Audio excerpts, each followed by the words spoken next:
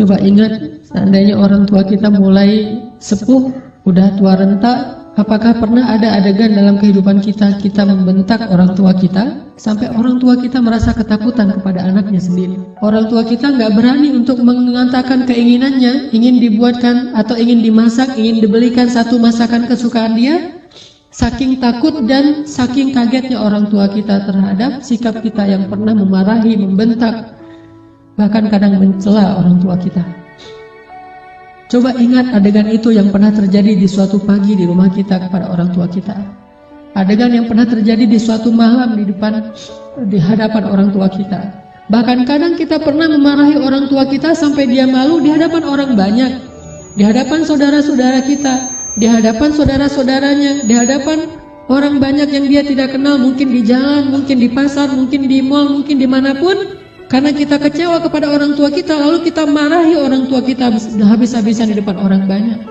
Sampai orang tua kita merasa sedih, kecewa, lalu merasa takut kepada anak yang dulu sering dia gendong, anak yang dulu dikecup keningnya. Tetapi ketika anak ini merasa sudah mampu, sudah punya segalanya dan orang tuanya dalam keadaan lemah, dengan sombong dia membentak orang tuanya, dengan sombong dia memarahi orang tuanya, tanpa pernah peduli dan tidak pernah lagi ingat bagaimana dulu dia diperlakukan oleh ayah ibunya. Ingat, adegan itu pernah terjadi dalam kehidupan kita. Kalau kita merasa kita tidak pernah melakukan itu, mungkin kita adalah seorang pelupa. Saya kira orang seperti kita yang dulu pernah masa-masa kelam, pernah nggak stabil emosinya, pernah mengalami masa-masa sulit. Saya kira semua kita pernah ngalamin masa ketika kita benar-benar menyakiti perasaan ayah dan ibu kita. Kita buang semua jasa mereka, lalu kita mengatakan kalimat-kalimat yang seolah-olah kita adalah anak yang tidak pernah mendapatkan kebaikan dari orang tua kita. Ayah kita diam ketika dimarahi oleh kita, dan dia tidak pernah mengatakan, dulu kamu pernah seperti ini tapi saya sabar. Dulu saya habis-habisan berkorban untuk kamu, saya korbankan semuanya, saya siang malam mencari nafkah untuk kamu. Ayah kita tidak pernah mengatakan itu di hadapan kita. Dia tetap sabar menanggung semua ucapan-ucapan dan bentakan dari anaknya. Apalagi ibu kita. Apakah dia mengandung kita 9 bulan hanya untuk ketika kita lahir lalu membentaknya? Dia mengandung kita 9 bulan dalam kepayahan, gak bisa duduk, gak bisa tidur, gak bisa berdiri, jalan kemana-mana berat. Apakah hanya untuk melahirkan seorang anak yang congkak, sombong, yang kemudian membentak ibunya hanya karena kesalahan kecil yang dilakukan ibunya? Ingat, adegan itu pernah terjadi dalam kehidupan kita. Lalu coba baca perintah Allah. Sehingga pantas jika Allah Subhanahu wa Ta'ala sangat murka kepada anak sesoleh apapun dia, ahli tahajud sekalipun, tinggal di Masjidil Haram sekalipun, kalau dia durhaka kepada ayah ibunya, ini tidak ada nilainya di mata Allah Subhanahu wa Ta'ala. Imma yablughanna 'indakal kibara ahaduhuma aw kilahuma fala taqul lahumā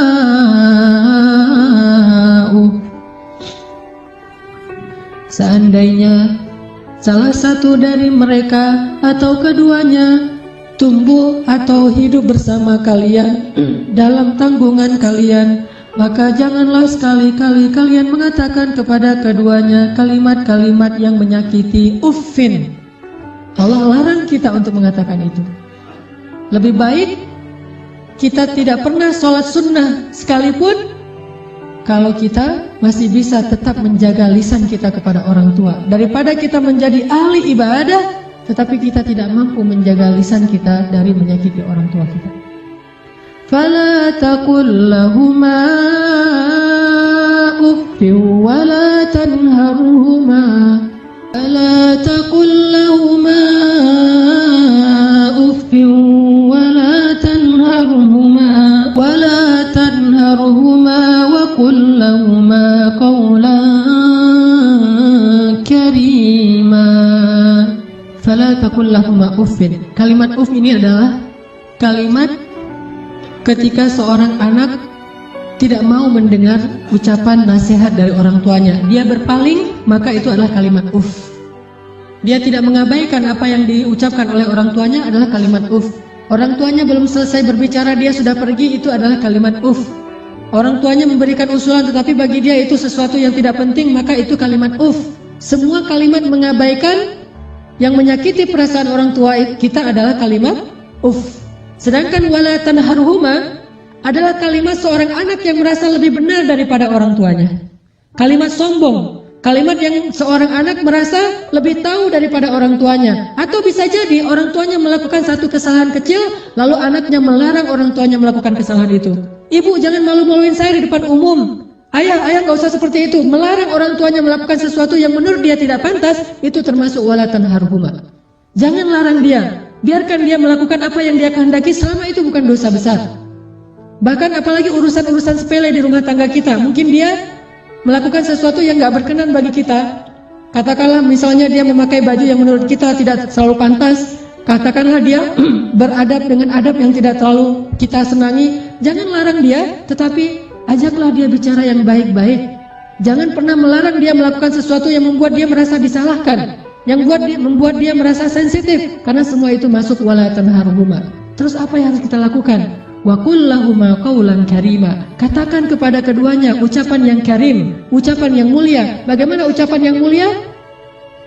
Disertai dengan senyum dari anaknya, dengan suara yang lemah lembut, dengan tetap menjaga perasaan orang tuanya. Itulah qaulan karimah. Tapi kalau kita mengucapkan kalimat yang paling benar sekalipun, bahkan tentang perintah Allah sekalipun, kita bilang kepada orang tua kita, atau kita larang orang tua kita dari berbuat satu kesalahan. Misalnya ibu kita membicarakan tentang orang lain, dia menggibah karena dia tidak paham bahwa itu dosa. Dia menggibah, dia tidak pernah ngaji seperti kita, karena gak punya waktu sebanyak kita, dia sibuk mengurus kita. Suatu saat dia menggibah tentang saudaranya, tentang keluarga, tentang orang lain. Maka jangan larang dia dengan cara yang membuat dia merasa sakit hati, membuat dia merasa tersinggung.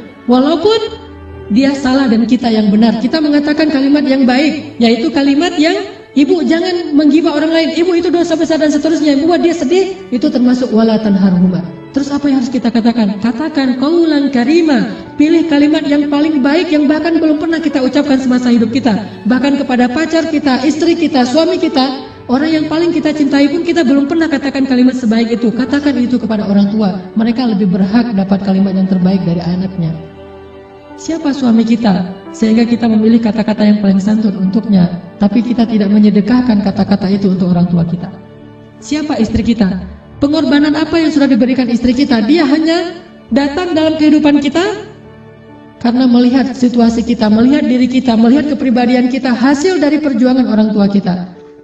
Harta kita yang sudah mapan, pekerjaan kita yang sudah jelas, kemudian penampilan kita yang menarik. Semua ini hasil pengorbanan orang tua kita, lalu istri kita mengambil manfaat darinya. Siapa dia untuk kita lebih dahulukan daripada ayah ibu kita? Apalagi orang yang bukan siapa-siapa dalam kehidupan kita, tidak ada hubungan apapun selain pertemanan, yang kemudian kita menyebutnya sebagai kekasih kita. Apakah dia lebih berhak mendapatkan qaulan karimah daripada ayah ibu kita? Makanya Allah mengatakan wa qul lahuma qaulan karimah. Selalu tersenyum ketika berbicara kepada orang tua kita, bahkan dalam kondisi ketika kita tidak nyaman perasaannya, dalam kondisi kecewa sekalipun, dalam kondisi tersinggung sekalipun, kita berhak untuk tersinggung, tetapi kita tidak berhak untuk mengekspresikannya di hadapan orang tua kita. Wajar manusia tersinggung, wajar manusia kecewa, tetapi kita tidak berhak sama sekali mengekspresikan kekecewaan itu di hadapan orang tua kita. Kenapa? Allah katakan wa qul lahuma qaulan karimah wa la tanharhuma. Jangan tunjukkan rasa tidak senang kalian kepada mereka. Apalagi kalau orang tua kita sudah mulai pikun. Banyak kesalahan yang dia akan lakukan. Dia datang kepada kita, kita punya budaya di keluarga bersama istri kita dan anak-anak kita. Dia datang dan melakukan hal-hal yang tidak sesuai dengan budaya di rumah kita. Kalau ayah kita seorang laki-laki yang perokok misalnya, maka dia merokok di sembarang tempat, lalu dia tidak pakai asbak, dia buang puntung rokoknya, atau mungkin debu dari rokok itu di mana-mana. Karena kita merasa bahwa rumah kita tidak punya budaya seperti ini, kita marah kepada orang tua kita. Tetap jangan marahi dia, wala tanharhuma. Jangan cela dia, jangan marahi dia, kata Allah SWT. Walaupun dia melakukan kesalahan sekalipun. Ibu kita juga demikian. Mungkin dia sering tersinggung dengan menantunya, yaitu pasangan kita, dengan suami kita, dengan istri kita. Tetap walaupun ibu kita yang salah, jangan kita menghardik dia, wala tanharhuma. Tetapi kita minta istri kita, suami kita untuk lebih bersabar kepada mertuanya.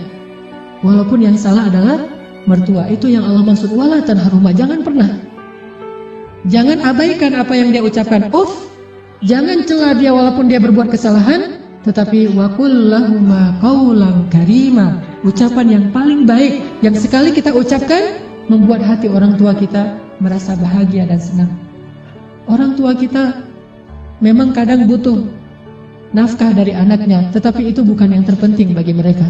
Memang kadang mereka telepon kita di akhir bulan meminta dikirimin uang, tetapi itu bukan yang inti dalam kehidupan mereka. Yang paling mereka rindukan dari anaknya adalah ketika anak itu bisa datang, mencium tangan orang tuanya, tersenyum kepada orang tuanya, diam ketika orang tuanya bicara, sangat santun terhadap orang tuanya, melebihi santunnya dia kepada seorang yang paling dia hormati di antara manusia, kepada seorang ustadz yang dia kagumi, kepada seorang atasan yang dia hormati, kepada seseorang yang dia segani karena kebijaksanaannya, karena kearifannya, maka orang tua jauh lebih penting dari mereka semuanya. Wakhfid lahuma janahaz zulli minar rahmah. Wakhfid lahuma janahaz zulli minar rahmah. Wa qur rabbirhamhuma kama rabbayani shaghira. Dan rendahkanlah dirimu terhadap mereka berdua dengan penuh rasa kasih sayang. Rendahkan dirimu.